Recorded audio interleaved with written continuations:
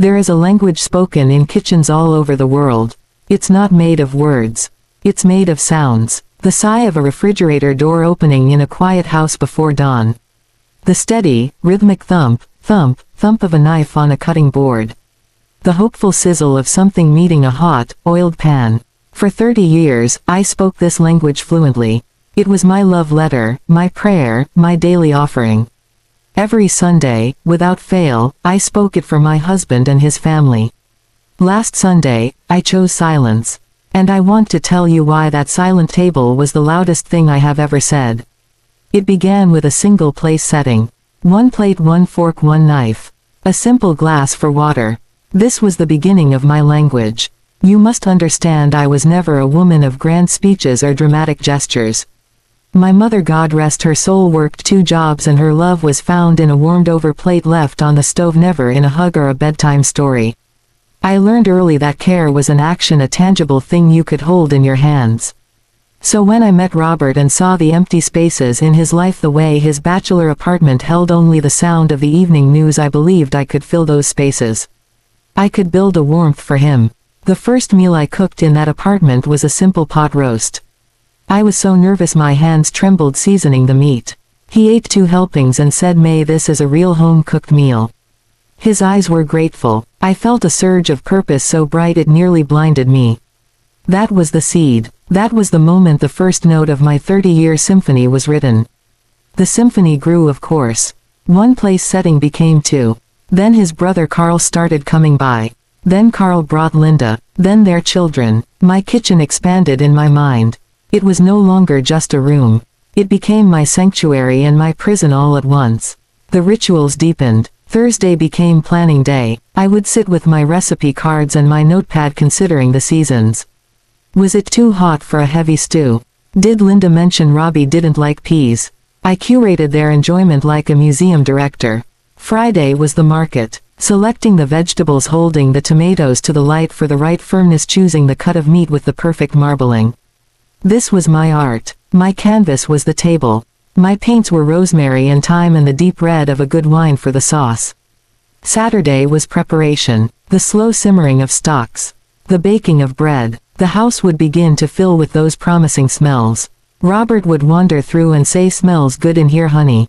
And I would smile. I took that as love. I transcribed that simple phrase into a love letter in my heart. He appreciates me, he sees my effort. That was the translation. But I never asked for a different language. I never said, "Do you see me? Do you see the woman behind the aroma?" I just kept stirring. The stirring kept me from wondering. Sunday morning I rose in the dark. It was my sacred time.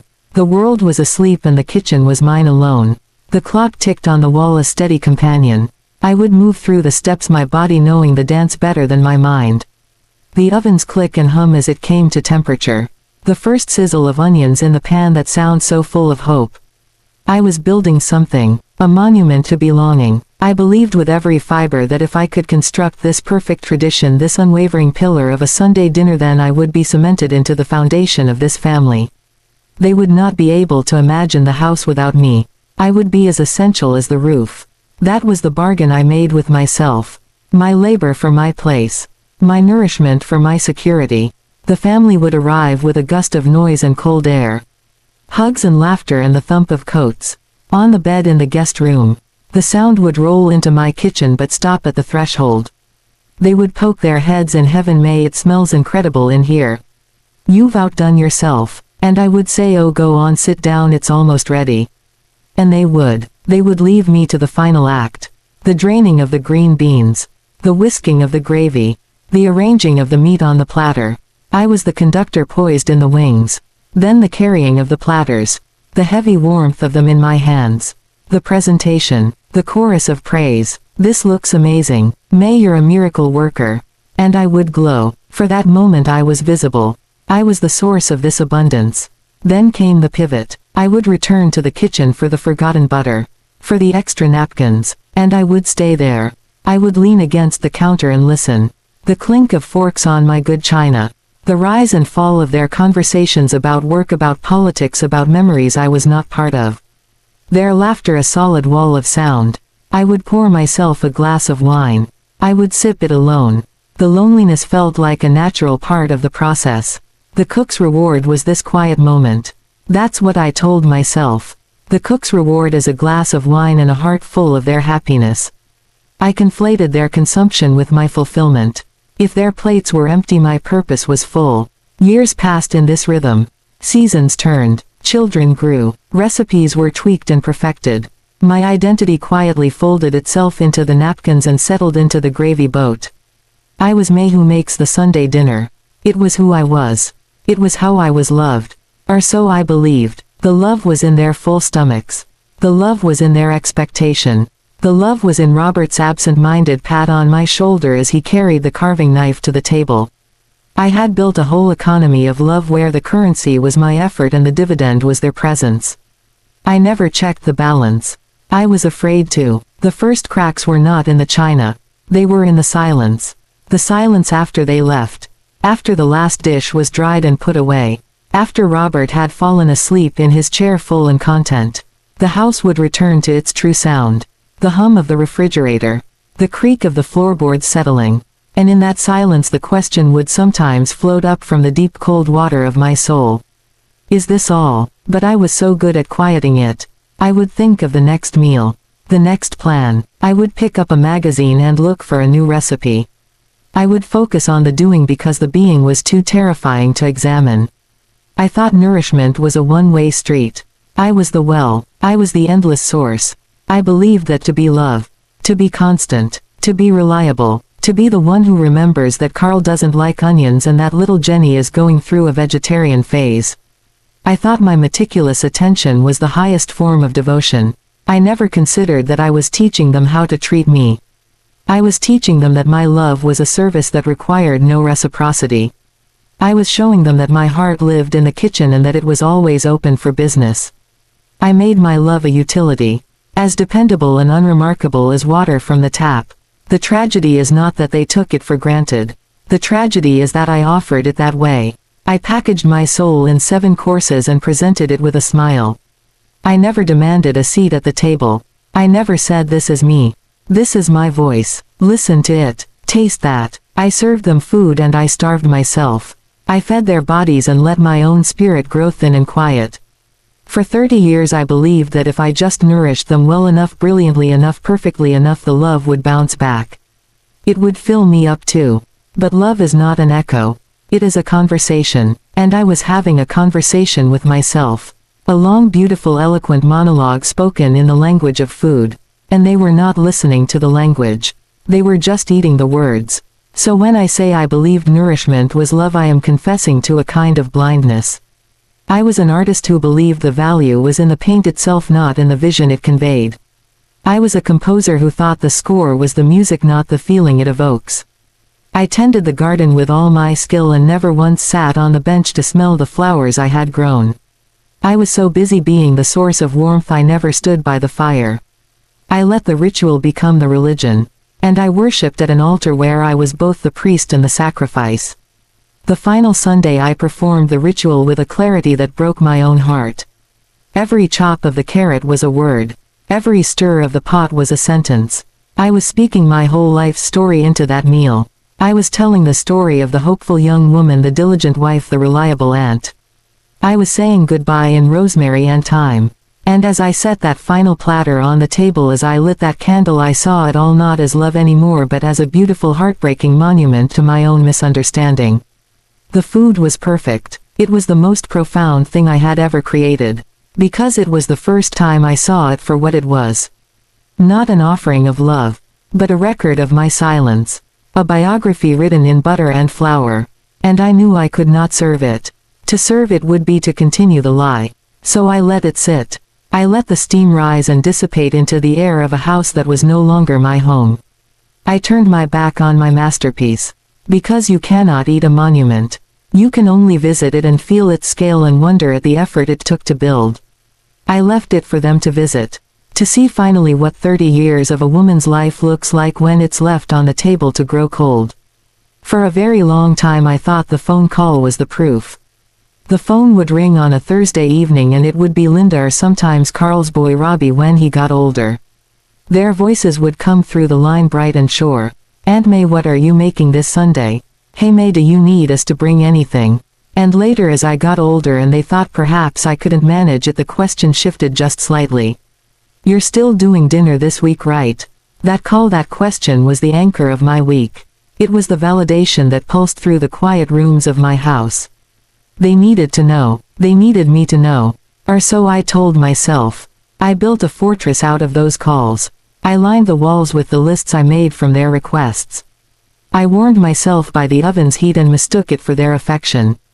I was needed. This was the bedrock. A woman who is needed has a purpose.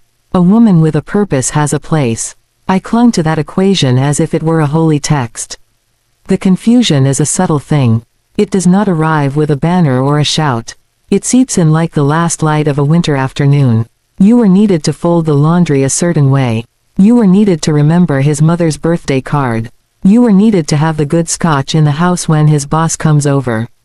You were needed to be quiet when he is thinking. You were needed to be present when he is talking. Your value becomes a list of functions performed with precision and without complaint. And because you love him, because you love the idea of the family you have built, you polish those functions until they shine. You become the most reliable appliance in the house. The one that never breaks down. The one that is so quiet and efficient it becomes part of the background hum of a life. And you tell yourself, this is how love works. This is partnership. This is building something. I remember the first time I felt the chill of that confusion.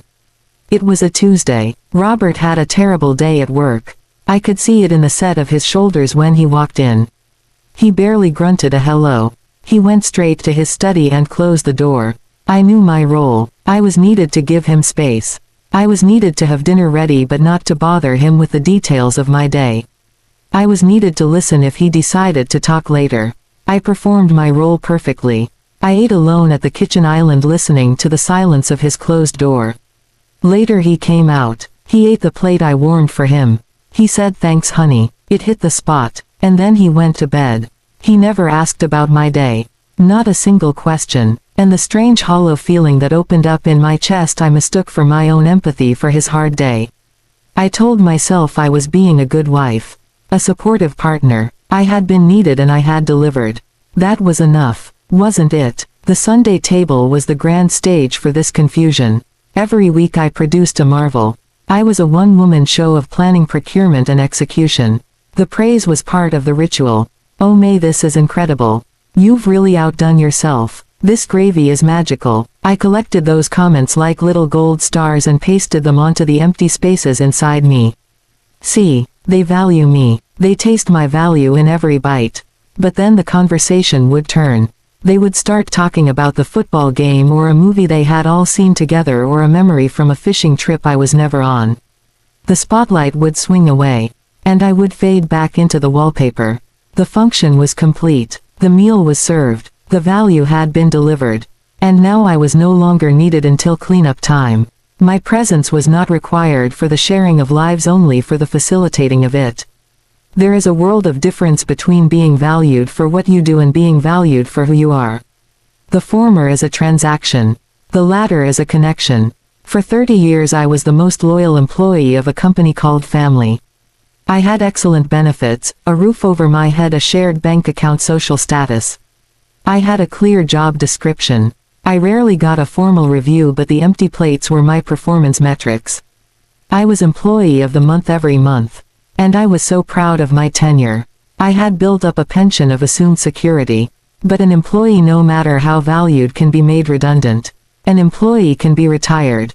An employee's contributions are recorded in a ledger that can be closed. A soulmate cannot. I never allowed myself to see the ledger. I was afraid of the balance. What if my doing was not enough? So I just did more. I added more complex dishes. I made homemade rolls instead of buying them. I grew my own herbs in little pots on the windowsill. I thought if I increased my output, my value would increase in proportion. It was a child's logic. If I am very, very good, then I will be loved. But a child needs to be loved for simply being. I had forgotten that. I had traded the unconditional love a child hopes for the conditional appreciation a worker earns. The phone calls continued. The requests came. The needs were met. The cycle was a wheel and I was the hamster running inside it thinking I was going somewhere. The crushing weight of the confusion was its silence. No one ever said may we value you because you are kind. Because you are thoughtful. Because your laughter is a soft sound we like to hear. Because your opinions matter to us. The value was never attached to my essence. It was attached to my output. And when you are only valued for your output, you become terrified of slowing down. You become terrified of a Sunday off. Because if you are not needed, what are you? The day I overheard the joke was the day the ledger fell open in front of me. She doesn't bother me. Those 4 words were the final accounting. They were the stark cold bottom line. In that moment I saw the truth of my 30-year career. My highest praise, my most valued attribute was that I did not cause trouble. I did not make demands. I did not bother. My quietness was not a peaceful quality he loved. It was a convenient absence of noise. My reliability was not a cherished trait. It was a taken for granted function like the electricity. You only notice it when it goes out.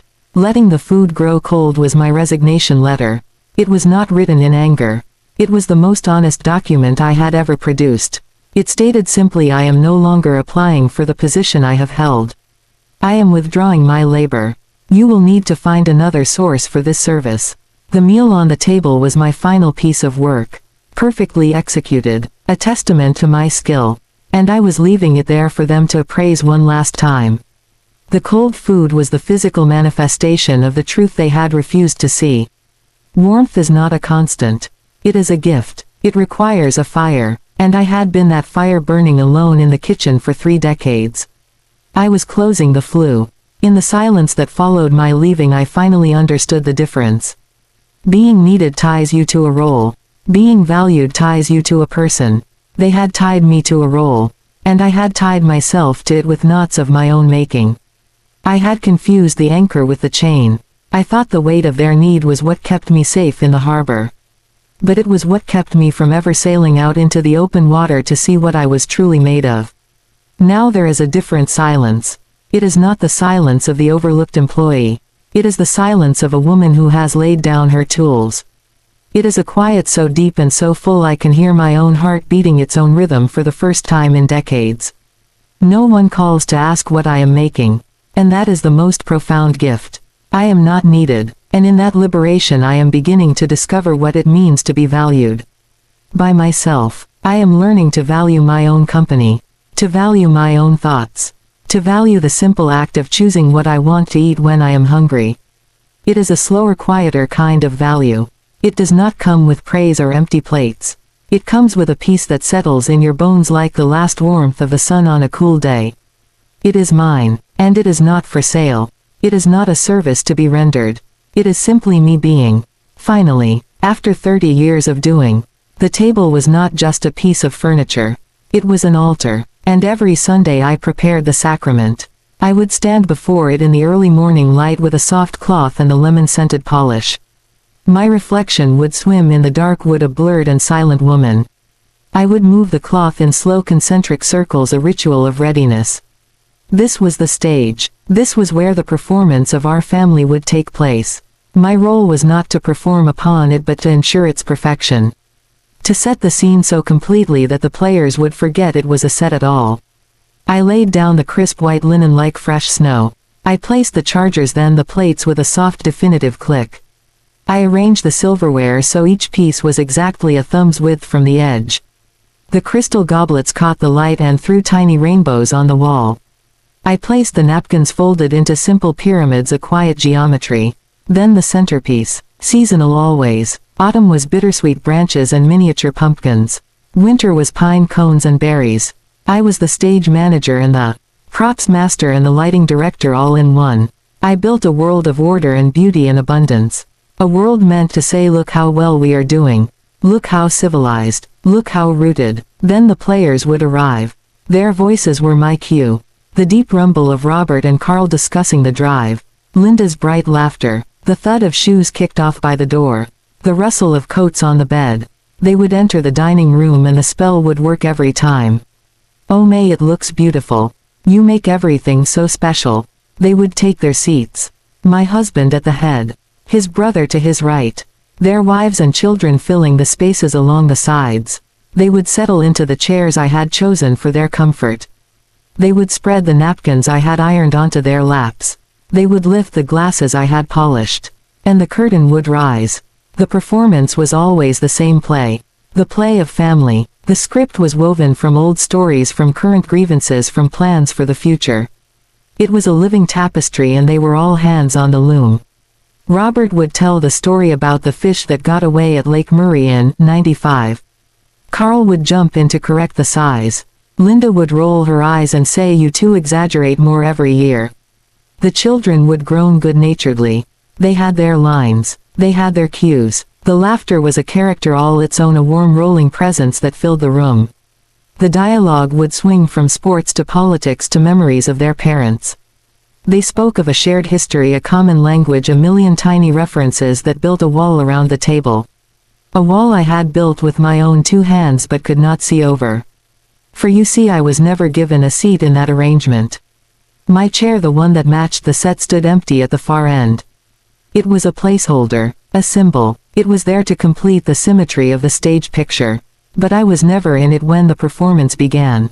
My entrance was timed for service. I would hear my cue, a lull in the conversation, the perfect moment, and I would push through the swinging door from the kitchen. The platter in my hands was my prop. My line was always some variation of "Careful now, it's hot," or "Don't wait on me, you all start." They would look up, their faces bright and expectant, not for me but for what I carried. I was the deliverer of the next act. I would set the platter down on the trivet I had placed there earlier. I would offer a smile, a silent bow, and then I would exit. Back through the swinging door. Back to the wings. The kitchen was my green room. But there was no rest there. Only the sound of their play continuing without me. The door was not soundproof. I heard every line. I heard the rise and fall of their intimacy. I knew the characters so well. I knew Carl was insecure about his job. I knew Linda worried about her mother's health. I knew the children's dreams and disappointments. I knew it all. I was the silent archivist of their lives. I collected their stories through the pane of glass in the door. I watched them gesture and laugh and lean in close. I was the audience of one. A devoted unseen audience who also happened to be catering the event. Sometimes a player would come into the green room. Usually it was for a refill or to fetch the forgotten butter. They would burst through the door, a gust of noise and energy. "Hey May, got any more of that gravy? It's unbelievable." And for a fleeting second I would be seen. I would be pulled into the bright light of the stage. But the interaction was never about me. It was about the gravy. The butter. The extra rolls. I was the keeper of the things they needed to continue their performance. Then they would leave and the door would swing shut and the sound would dull again to a muffled melody. I would be alone once more with the dirty pans and the ticking clock and the profound understanding that I was infrastructure. I was the rafters holding up the theater. I was the floorboards upon which they danced. Essential. Unseen. For years I believed this was an honor. To be so trusted with the foundation. To be so reliable that they could forget I was there. I thought my silence was a gift I gave them. The gift of an uninterrupted stage. I provided the set and the props and the nourishment, and then I receded into the shadows so the real show could go on. The show of family. And I told myself that being the stage was enough. That building the platform for their joy was a joy in itself. I mistook my craftsmanship for my purpose. I confused building the house with living in it. The terrible clarity came gradually. It was the realization that they did not know me. They knew my roast. They knew my pie. They knew that I would remember Robbie's graduation date. But they did not know the books I loved. They did not know the childhood fear of thunderstorms that I still carried. They did not know my opinion on anything that mattered. I had never been written into the script. I was a stage direction. Enter with food. Exit quietly. There were no lines for me. And over time I had forgotten how to speak them anyway. My voice grew rusty from disuse. When I did speak at the rare moments I joined the table after dessert, it was to ask a question about them. To draw out their stories further. To keep the spotlight exactly where it was. I had become a brilliant interviewer of my own family. A ghost prompting the living to talk about their lives. The day I let the food get cold was the day I canceled the performance. I built the stage one last time. I set the altar with more care than ever. Every piece of silverware was a prayer. Every fold of the napkin was a verse. I prepared the sacrament. The roast was my final monologue spoken in a language they would never hear. I lit the candle. I looked at that beautiful silent stage. And I understood that I had two choices. I could take my old place in the wings. I could wait for my cue to enter and exit. I could feed the players and listen to the play from behind the door. Or I could walk out of the theater entirely. I walked out. I did not slam the door. I did not take a bow. I simply left. I left the stage set, the lights on, the food steaming. I left them to arrive, to find their places, to wait for the usual entrance from the wings that would never come. I often wonder about that moment. The moment the performance stalled. The moment they realized the stage manager had quit. The director had left the building. The play could not go on because the very architecture of their Sunday was gone. They were left standing on a silent set with a script that no longer made sense. My empty chair at the end of the table that day was no longer a placeholder. It was a monument. It was the shape of my absence. It was the final and most powerful role I ever played. The woman who was not there. The silence that followed was not the comfortable silence of an audience listening. It was the deafening silence of a theater after everyone has gone home. The echo of what is missing. Now I have a new table. It is small and sits by a window. There is one chair. I do not polish it. Sometimes the sun is my only guest. I set a place for myself. Just one plate, one fork, one glass. I cook if I feel like it. I eat when I am hungry. The performance is over. There is no stage. There is only a woman at a table eating her meal in the sunlight. There is no audience. There is no script. There is just the simple unobserved act of being. Of finally taking a seat in my own life. And the view from this chair is more real than any staged production I ever built. The food is warm. The silence is my own. And for the first time in 30 years I am not in the wings. I am center stage in a play of my own making. A one-woman show that requires no applause.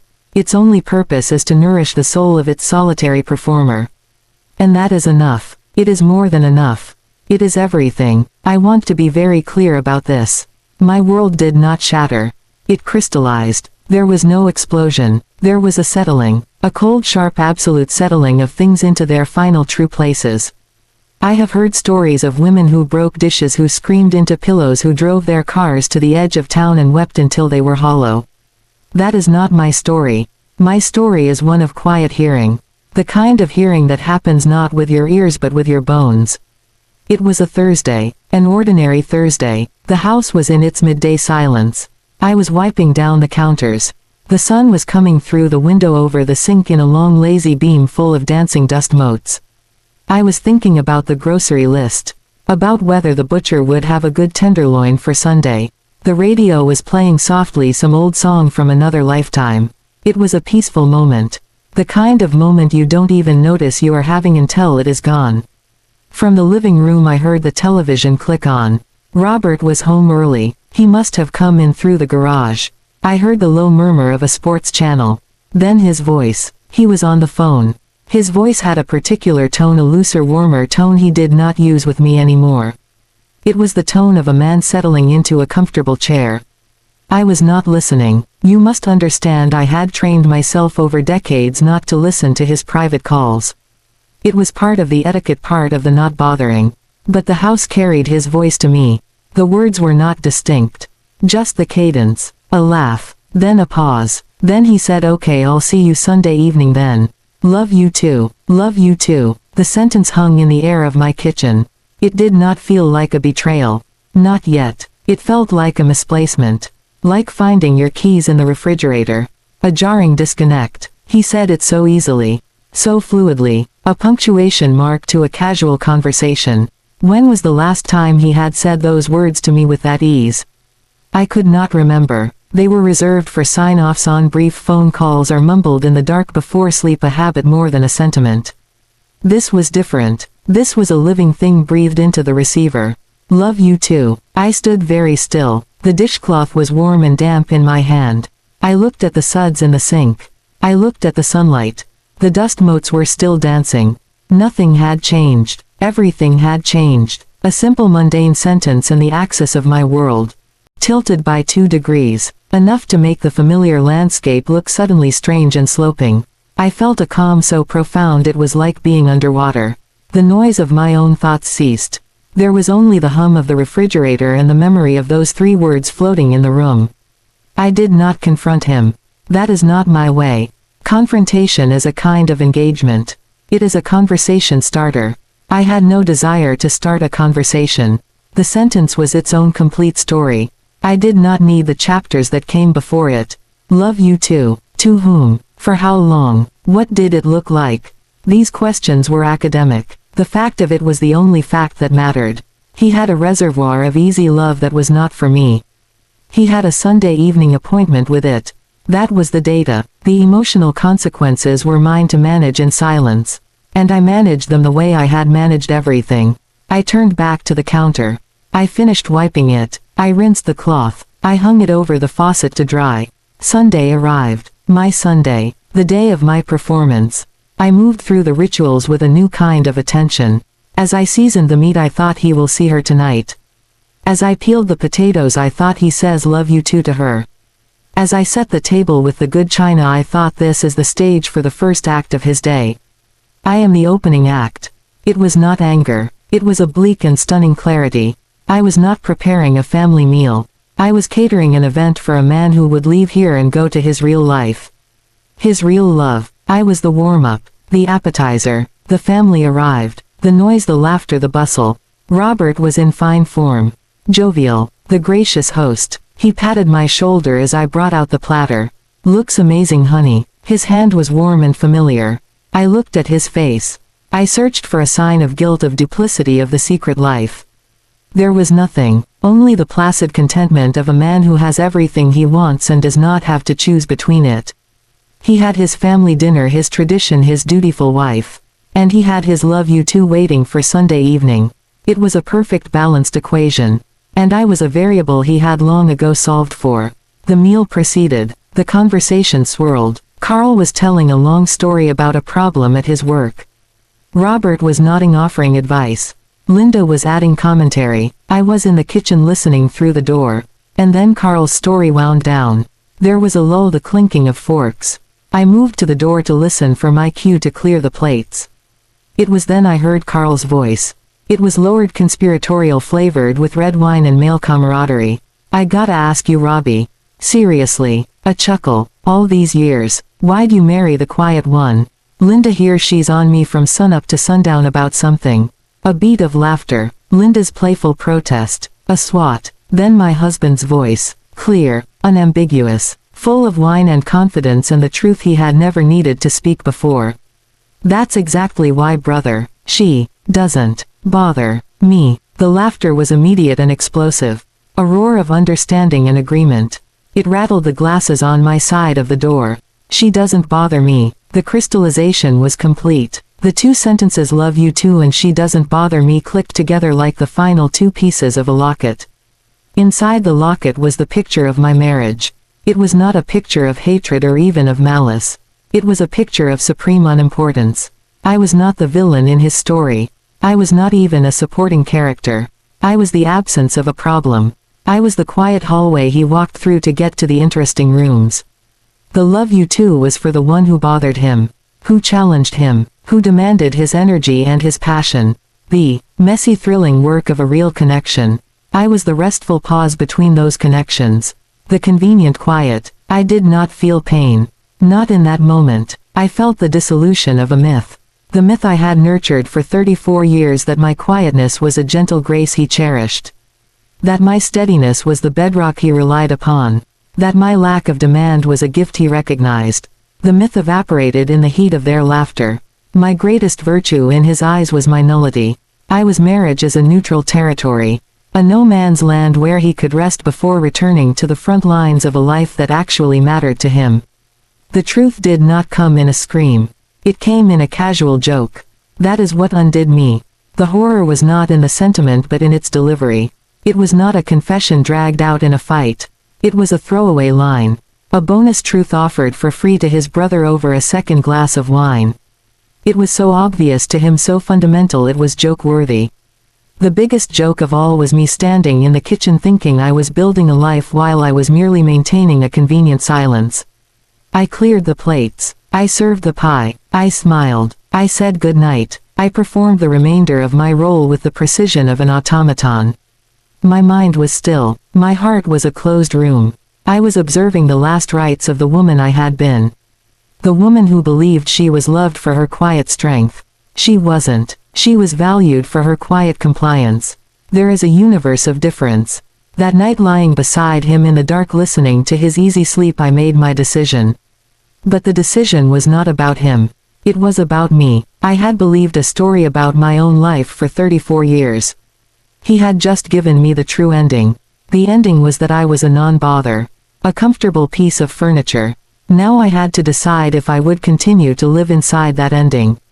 If I would accept the finality of that joke. I thought of the other woman. The love you too woman. I did not hate her. In a strange way I pitied her. She had his passion, his attention, his stolen evenings. But she also had a man who could laugh about the quiet wife who didn't bother him. She had a man capable of a profound and casual cruelty. She could keep him. She was welcome to the parts of him that thought that joke was funny. My leaving was not about her. It was not even about him anymore. It was about the joke. It was about refusing to be the punchline of my own life. I would not spend one more day in a story where my highest praise was that I was no trouble. I would rather be trouble. I would rather be a storm, a question, a silence so deep it demanded to be heard. But I would not be no bother. So I cooked one last perfect meal. And I left it to grow cold. I let the joke sit at the table with them. I let them eat their pie, and eventually I hope they felt the chill of the empty space where the quiet one used to be. The quiet one who finally decided to become a very loud absence. The quiet one who decided that the most powerful thing she could do was to become a bother. A ghost that could not be so easily laughed away. The truth he told as a joke became the reason I finally set myself free. And that is the final twist he never saw coming. His truth did not break me. It gave me the key. And I used it to walk out the door. The act was not born of heat. It was born of cold. A deliberate crystalline cold that had settled in my bones the moment the laughter from the dining room died away. That cold was not anger. Anger is a fire. It flares, it consumes, it leaves ash. This was something else. This was the temperature of absolute clarity. The clarity that comes when every lie has evaporated and only the bare scaffold of truth remains. My truth was simple. I was a function. I was a service. And I was withdrawing my labor. The final Sunday was not a breakdown. It was a strategic, deliberate, and perfectly executed withdrawal. I woke that morning before the sun. The house held its usual sleeping silence, but it felt different. It was no longer my cage.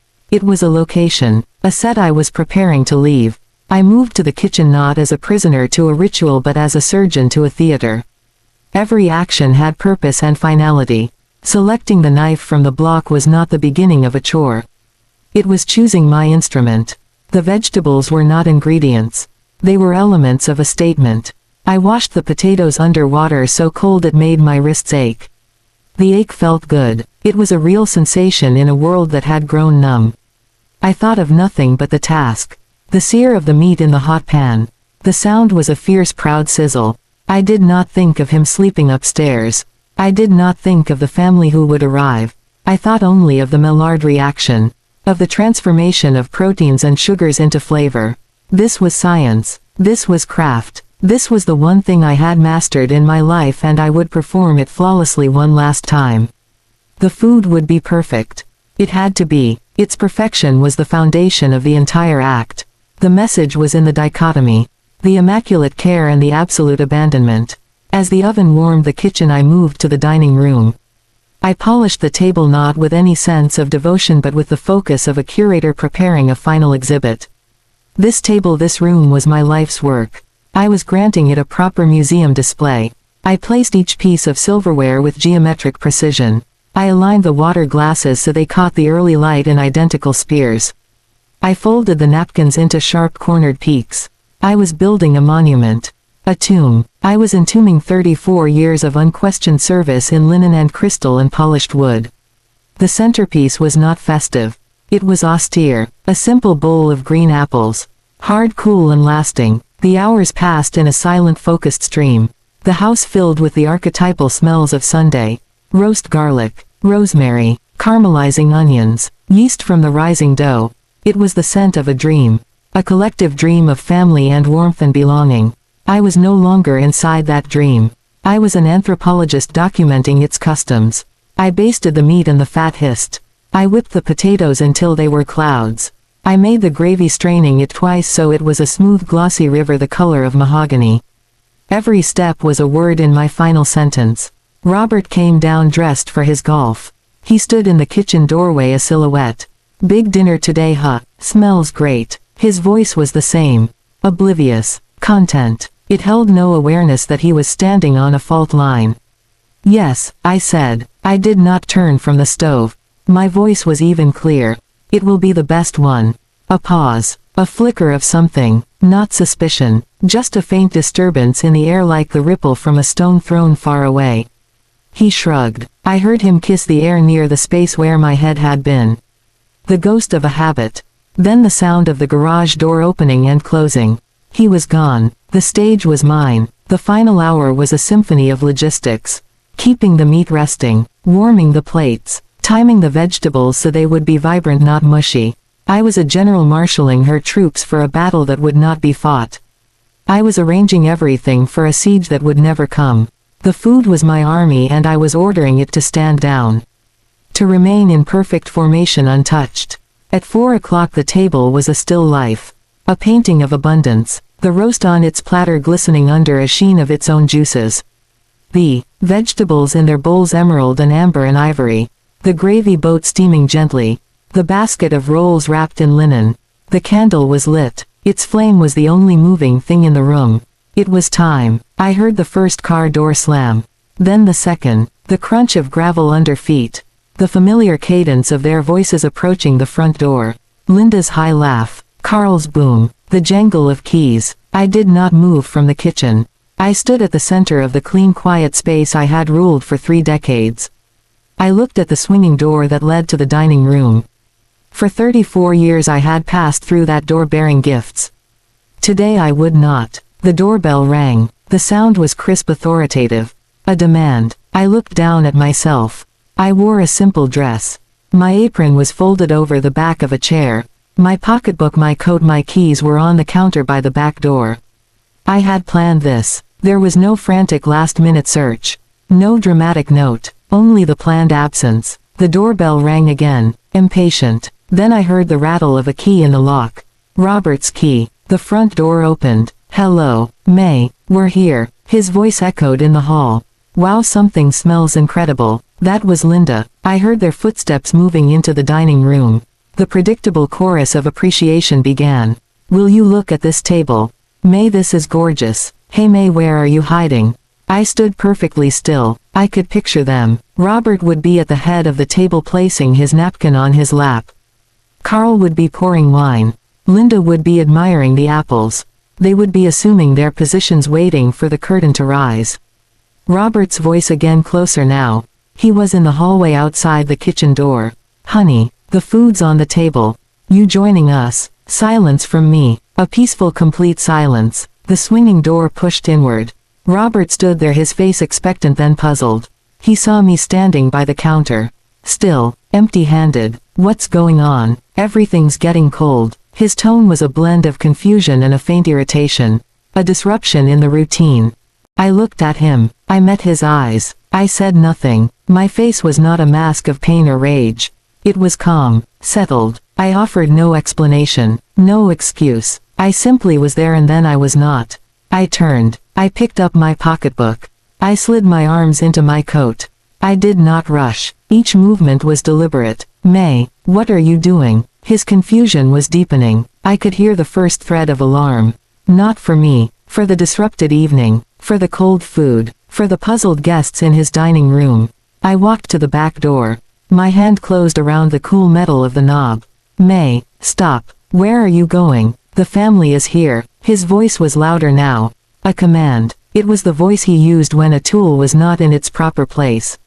I opened the door. The afternoon air rushed in, cool and alive with the scent of grass and distant wood smoke. It was the smell of the world outside.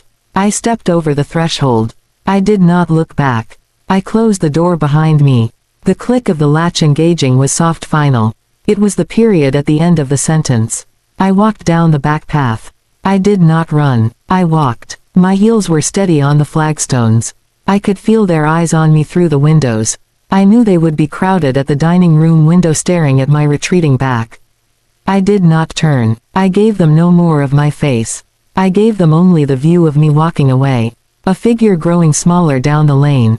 The act of letting the food grow cold was not neglect. It was not a fit of pique. It was a transfer of responsibility. For 34 years the warmth of that house, of that family, was my responsibility. I generated it. I served it. I maintained it. By walking out I transferred the responsibility for that warmth back to him.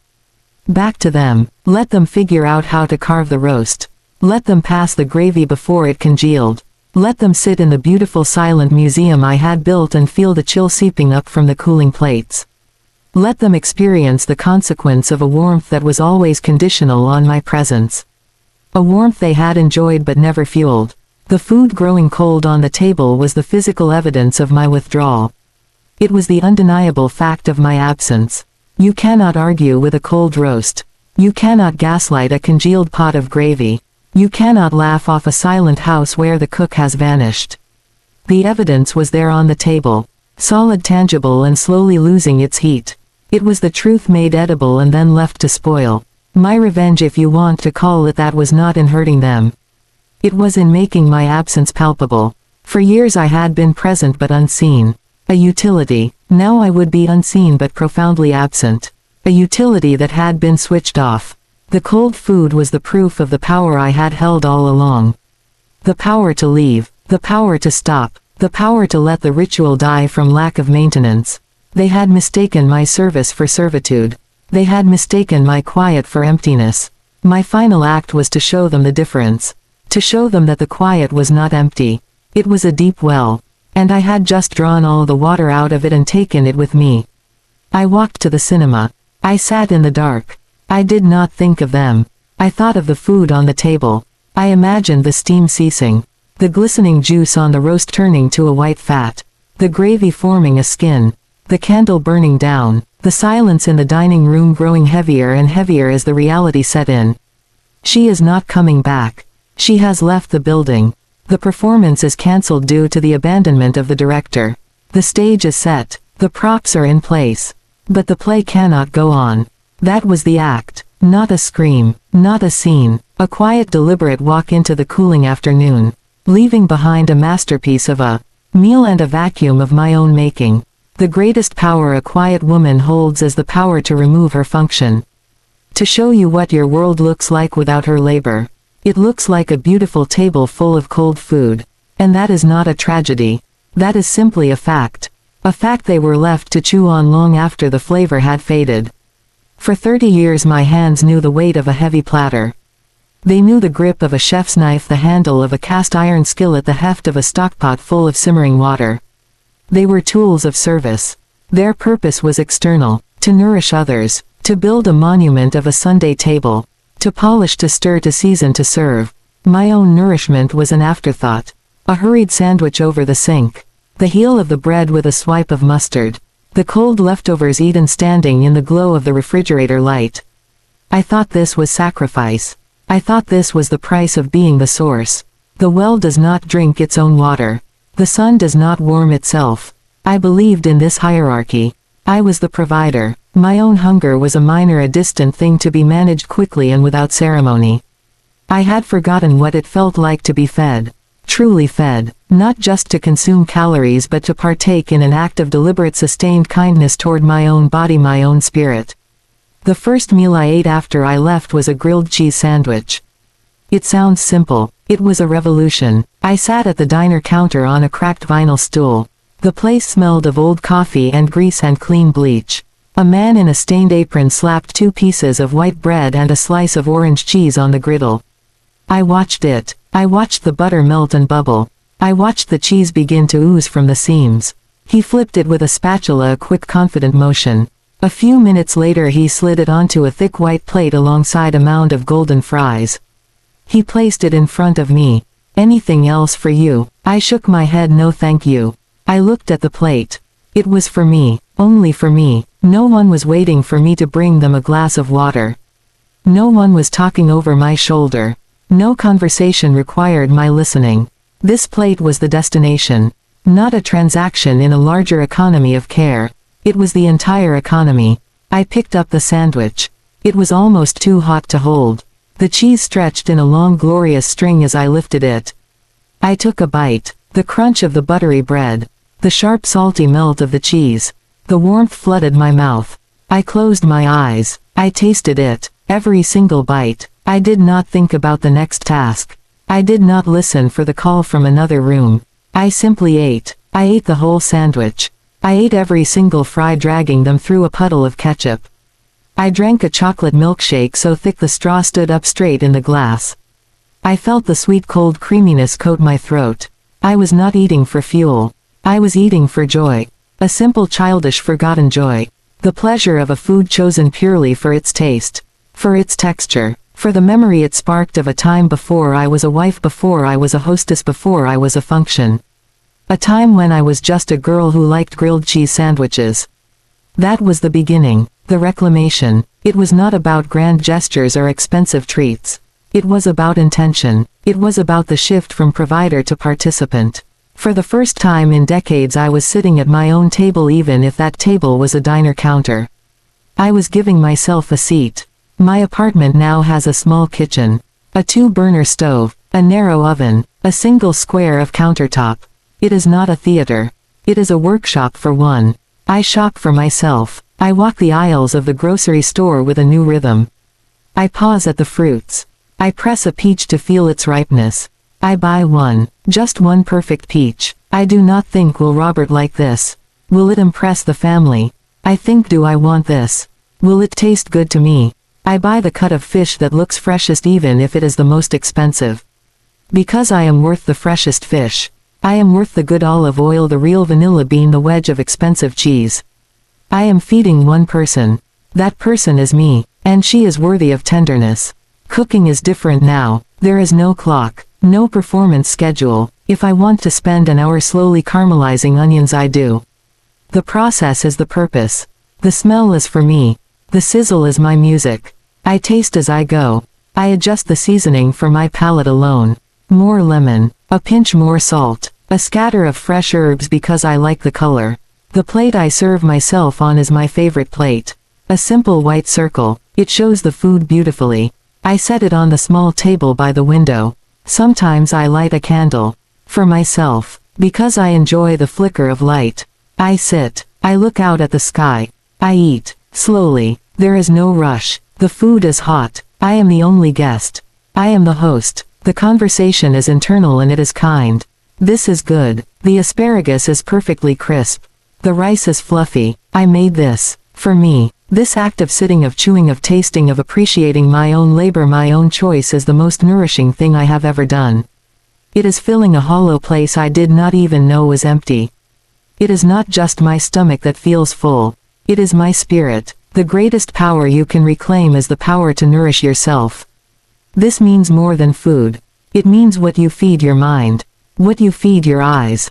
What you feed your time. I feed my mind books from the library, novels with cracked spines, stories of women who sail alone around the world. I feed my eyes with the view from my window, the way the light changes on the brick wall of the building across the street. I feed my time with long walks without a destination. I sit on a park bench and watch the pigeons. I am not producing anything. I am simply being, and in that being I am being fed. I had spent a lifetime believing my value was in my output. In the meals cooked, the house cleaned, the traditions upheld. My input, what I needed to sustain me, was an afterthought. A guilty secret. A need to be minimized.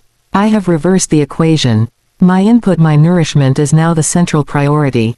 My output is whatever naturally flows from that fullness. Sometimes it is a painting I try at the community center. Sometimes it is a letter to an old friend. Sometimes it is absolutely nothing. And the nothing is rich and deep and satisfying. They say you cannot pour from an empty cup. I lived as the empty cup for 30 years. I was a miraculous empty cup that somehow kept producing coffee for everyone else. The strain of that miracle was breaking me. I thought the cracks were my failing. They were not. They were the truth trying to get in. The truth that a cup must first be filled. I am filling my cup now. It is a slow, patient process. You do not fill a cup that has been dry for decades with a rushing torrent. You fill it drop by gentle drop. The grilled cheese sandwich was a drop. The peach was a drop. The morning I slept until I woke naturally, no alarm, no expectation, was a bucketful. The afternoon I said no to a request because I was tired, that was a drop. The evening I did not answer the phone because I was watching the sunset, that was a drop. The cup is not yet full. But it is no longer echoing hollow. There is a liquid shimmer in the bottom. The reflection is becoming clearer. I see a woman there. She is not a wife or a hostess or a cook. She is just a woman. She has quiet eyes. She knows how to make a good pot of soup. She likes the rain. She is learning her own name again. Not the name others called her, but the name she calls herself in the quiet of her own heart. My peace is my most sacred recipe. And I guard the ingredients fiercely. Solitude, time, choice, kindness, self-respect. I mix them in the bowl of my days. I do not follow instructions from a book written by someone else. I taste and I adjust. I am the chef of my own life now. And I am finally sitting down to eat at the feast I am preparing. A feast that is not measured in courses or platters, but in moments of simple, unobserved contentment. The warmth of a teacup in my hands. The weight of a blanket around my shoulders. The deep restorative silence of a home that asks nothing of me but to exist within it. This is nourishment. This is the power I reclaimed. Not the power to leave. That was just the first step. The real power is the power to stay with myself, to care for myself, to choose myself bite by bite, moment by moment, day by day. To let the food meant for others grow cold while I walk steadily toward my own warm and waiting meal.